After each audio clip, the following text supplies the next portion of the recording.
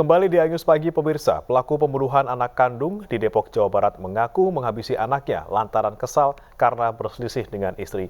Pelaku terancam hukuman 15 tahun penjara.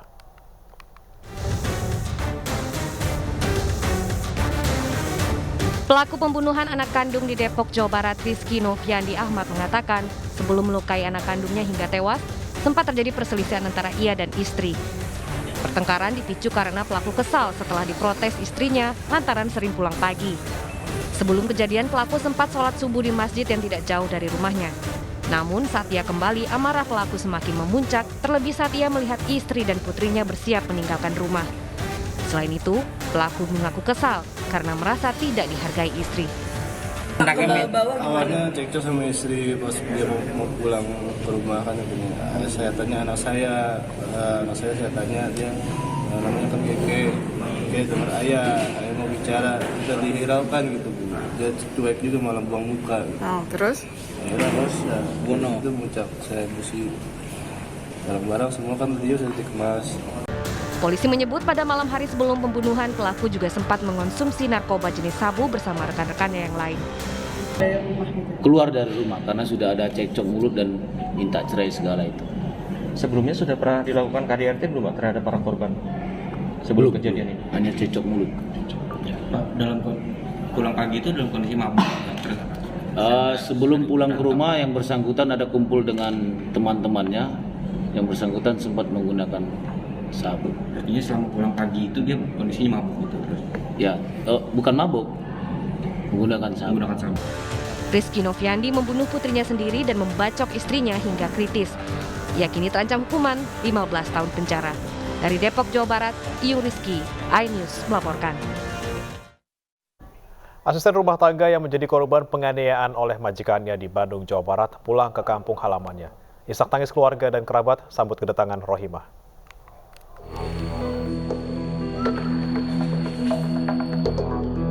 Anak sematawayang Rohimah, asisten rumah tangga yang menjadi korban penganiayaan majikannya di Bandung Barat pecah saat melihat ibunya pulang dalam kondisi mengenaskan. Tidak hanya sang putri, kerabat dan warga di Limbangan, Garut, Jawa Barat yang merupakan kampung halaman Rohimah juga tak kuasa melihat kondisi Rohimah saat pertama kali turun dari mobil ambulans. Dengan kondisi yang masih lemas dan lebam di wajahnya akibat penganiayaan dari majikannya, Rohimah mengaku sakit di kepalanya mulai berkurang. Banyak ada bekas-bekas lebam, luka-luka nyeri memang masih terlihat gitu karena akibat benturan yang cukup kuat seperti itu. Dan yang ketiganya menurut analisa dari dokter saya mendapatkan penjelasan tadi yaitu akibat dari benturan yang kepala ini memang secara hasil CT scan katanya tidak begitu terlihat, tapi untuk hasil syaratnya karena ini kan belum dicek oleh syarat juga gitu ya, baru hanya untuk tara kepala saja itu belum diketahui untuk syaratnya. Sebelumnya Rohimah mengalami penganiayaan fisik oleh pasangan suami istri Yulio Christian dan Laura Francila di Kabupaten Bandung Barat selama 3 bulan. Kasus penganiayaan Rohimah akhirnya terkuak setelah tetangga pelaku mendengar rintihan dan tangisan Rohimah. Dari Garut, Jawa Barat, Solihin, iNews melaporkan. Ayah dan ibu Yosua Huta Barat emosi saat bersaksi untuk terdakwa Kuatmaruf. Mereka mempertanyakan hubungan Kuatmaruf dan Putri Chandrawati sehingga tega menutupi kejahatan Sambo dan Putri. Jadi kata maaf itu jangan hanya di bibir seperti Sambo dan Putri. Hanya di bibir kata maafnya. Berikan itu dari hati nuranimu yang sangat dalam. Berikan itu di depan Tuhan. Tuhan Maha mengetahui. Tuhan Maha melihat dan Tuhan Maha mendengar setiap cerita tangis anakku. Anakku satu-satunya. Sebanyak itu kalian di rumah itu. Aduh, luar biasa di mana dilihat hewan aja mati. Hewan aja mati. Pasti mendapatkan pertolongan. Kuat, tolong dilihat ke sini biar saya lihat dulu bola matamu. Tolong lihat sini. Saya singkat aja. Dari saya persiapkan. Saya berharap buat kalian berdua. Tadi sudah meminta maaf. Tapi saya berharap dan keluarga besar berharap, janganlah kalian berdua itu terbawa arus. Paham itu? Kalian sudah dicoba tulis. Jangan terbawa arus. Kalau Anda berdua terbawa arus, Anda dimakan arus. Paham? Hanya itu yang mulia. Terima kasih. Terdakwa Kuatmaruf membantah terlibat pembunuhan Brigadir Yosua. Kuat mengaku tak berniat mengancam Yosua seperti yang didakwakan kepadanya.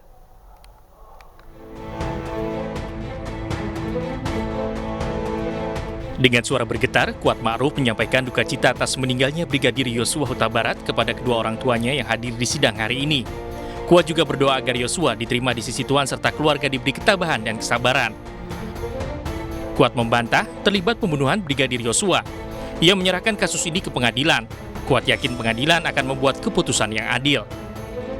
Saya turut berduka cita atas meninggalnya almarhum Yosua.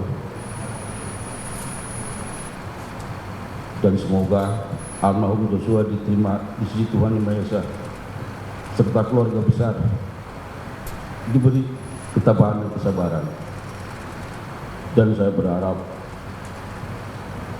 biar proses pengadilannya akan menentukan salah atau tidaknya saya.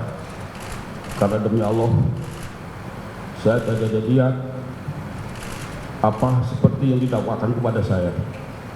Terima kasih Yang Mulia. Kuatmaruf didakwa bersama Ferdi Sambo dan Putri Chandrawati melakukan pembunuhan berencana terhadap Brigadir Yosua Huta Barat. Kuat disebut jaksa turut terlibat dalam pembunuhan berencana kepada Yosua. Kuatmaruf didakwa melanggar pasal 340 KUHP subsidiar pasal 388 KUHP, jungto pasal 55 ayat 1 ke 1 KUHP dengan ancaman pidana mati atau penjara seumur hidup. Tim Liputan iNews melaporkan. Terdakwa lainnya Ricky Rizal membantah memblokir nomor keluarga Brigadir Yosua. Di penghujung sidang, Ricky minta maaf kepada orang tua Yosua. Untuk keterangan dari adik dari Brigadir Yosua, Mas Reza, bahwa menyatakan saya yang terlebih dahulu bekerja dengan Bapak FS, saya ralat yang mulia untuk saya mulai bergabung dengan Bapak FS di bulan Februari 2021. Sedangkan Joshua setahu saya sejak 2019. Untuk bulannya saya tidak terlalu mengetahui. Terus untuk disampaikan bahwa Mas Reza pernah menghubungi saya tidak pernah mempunyai nomor Mas Reza dan saya juga tidak pernah mengeblok nomor dari Mas Reza. Tadi saudara Reza tidak pernah menyatakan menghubungi saudara. Siap, tetapi menghubungi ajudan-ajudan yang lain.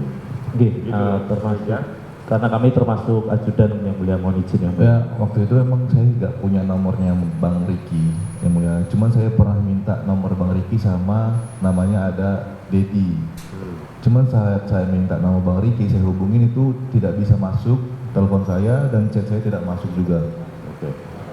Apa yang mau disampaikan, sampaikan saja. Siap. Mohon izin yang mulia, terima kasih.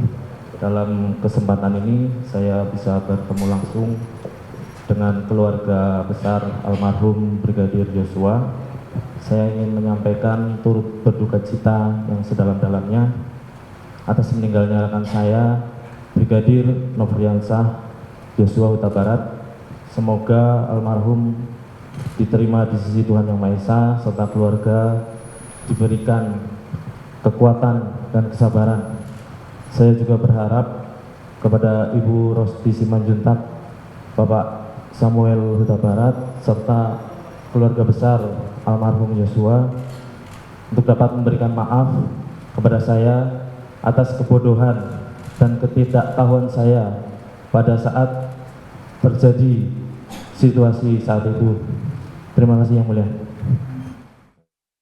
Informasi lain pemirsa, tenaga ahli Gubernur Sulawesi Tengah Roni Tanu Saputra diangkat sebagai Ketua Dewan Pertimbangan di DPW Partai Perindo Sulawesi Tengah oleh Ketua Umum Partai Perindo Haritanu Sudibyo.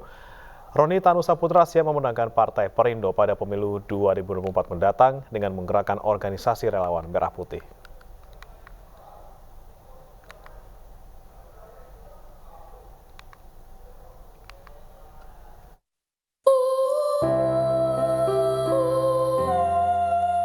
Banjir dan tanah longsor di Desa Bandung Rejo, Kecamatan Bantur di Kabupaten Malang, Jawa Timur masih menyisakan duka bagi warganya. Tak sedikit warga yang kehilangan harta benda akibat bencana yang terjadi beberapa pekan lalu ini. Membantu meringankan beban korban gempa, Partai Perindo bersama komunitas Gedangan Distrik Malang menyalurkan bantuan kepada warga. Ya, mohon maaf pemirsa, tadi adalah informasi terkait dengan bantuan Partai Perindo untuk korban banjir. Dan kita ke informasi berikutnya. Nama Menteri Pertahanan Prabowo Subianto masih memimpin sebagai calon presiden pada Pilpres 2024. Gabungan relawan Joko Widodo kembali menggelar musyawarah rakyat atau musra keempat di Palembang, Sumatera Selatan. Dalam musra kali ini, nama Menteri Pertahanan Prabowo Subianto memimpin. Ditempel ketat di posisi kedua oleh Ganjar Pranowo sebagai capres terpopuler. Posisi ketiga diisi Menparekraf Sandiaga Uno. Setelah Palembang, musra akan digelar di Batam, Kepulauan Riau, Padang, dan Makassar.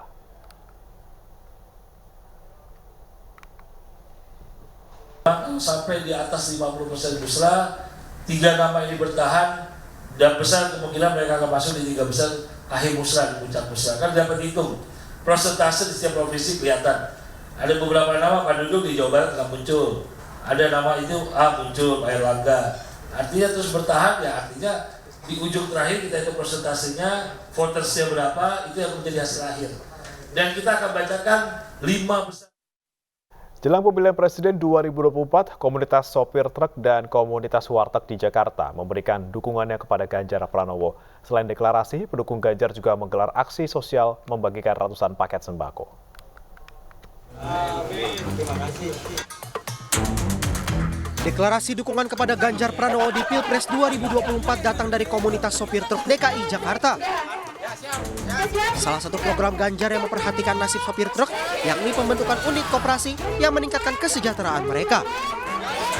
Selain deklarasi, mereka juga melakukan aksi sosial membagikan ratusan paket sembako kepada sopir truk, keluarga sopir, montir, hingga warga di Tanjung Priuk, Jakarta Utara. Dalam kegiatan solidaritas ini, mereka menggandeng komunitas sahabat driver Indonesia. Dukungan kepada Ganjar Pranowo juga datang dari komunitas warteg Indonesia bersama pedagang pasar dan PKL.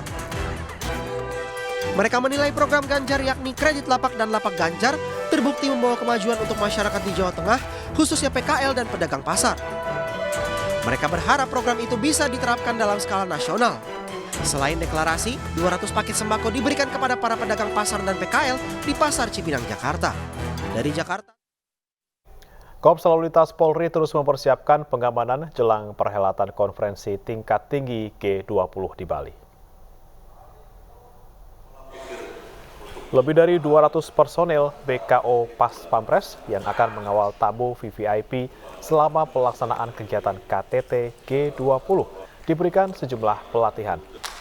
Mulai dari pelatihan mengemudikan kendaraan konvensional ke kendaraan listrik dan pelatihan pengamanan rangkaian formasi pengawalan di rute-rute yang akan dilalui para delegasi dan tamu VVIP, serta melatih personil dalam penggunaan bodycam yang dapat melakukan live streaming dan dipantau oleh jajaran di posko.